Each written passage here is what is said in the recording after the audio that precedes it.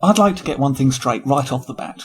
I'm not Benjamin Yahtzee Croshaw. That man is arguably one of the greatest geniuses of our time, and I'm but a humble imitation. While there are obvious similarities, there are many differences, and I prefer to think of this not as a rip-off, but more as a homage were he to be doing science instead.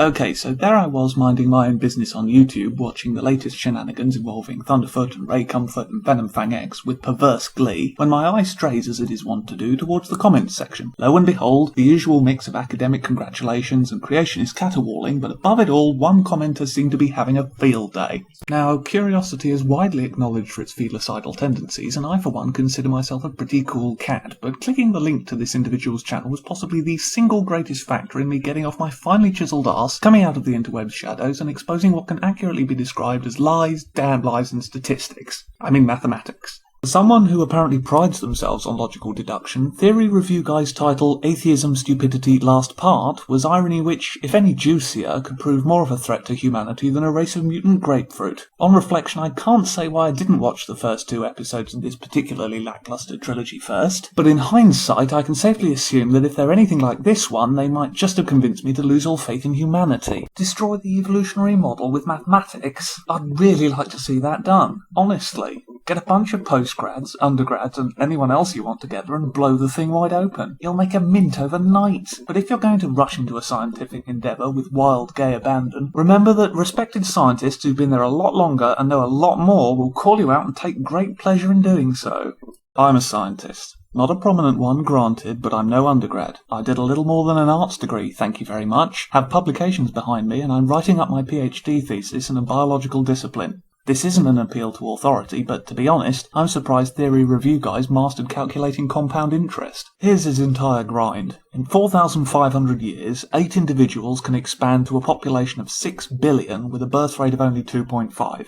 To be honest, at first I didn't even trust his maths. I sat down and worked it out. Okay, I sat down and programmed something to work it out for me. And yes, assuming that 4 males and 4 females survived a global flood. And yes, assuming that each discrete generation yields between 2 and 3 new god-botherers roughly every 50 years, it's entirely possible that continuous steady growth can generate a burgeoning population of 6 billion evangelicals riddled with sin. This isn't paying attention to geological or archaeological evidence, of course, but hell. For starters, he's assuming things. Big things with big assumptions. Okay, I'm assuming things on his behalf in order to give the numbers the benefit of the doubt, but that's because he cleverly neglected to supply any working. Wolfram Alpha says the largest population growth on the planet is barely 7% annually now, and that's in tiny little Montserrat. The global average is only 1.2, and there's only been a positive trend since the Black Plague. This is all reasoned logic and Wikipedia, baby. I don't even need to bring myself to smite this with published papers. That's like using the BFG 9000 on houseflies. Then there's the fact it's assuming everyone spawned gets a peaceful run, sprogs out their kids and turns up their toes in 50 years. The average life expectancy in the world's barely 60, and that's thanks to modern science and medicine more than anything else. Certainly hasn't always been the case. What really gets my goat is the assumption of constant, continuous population growth. Clearly that's possible, nay observable in these times, but only since science started handing religion its arse on a platter when it came to making the best toys.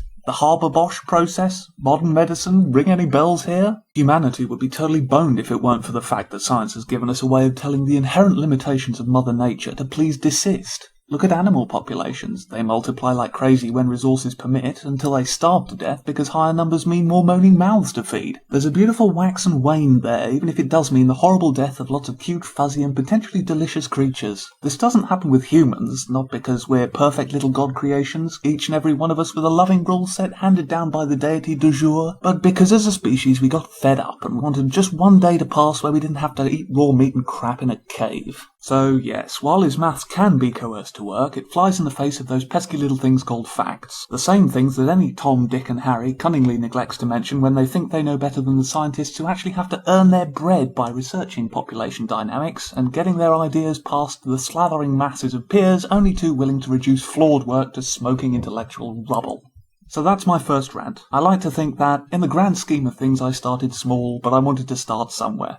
I'm not going to censor the comments, so knock yourselves out, and if you like what you've seen, let me know in the ratings. Look at me still talking when there's science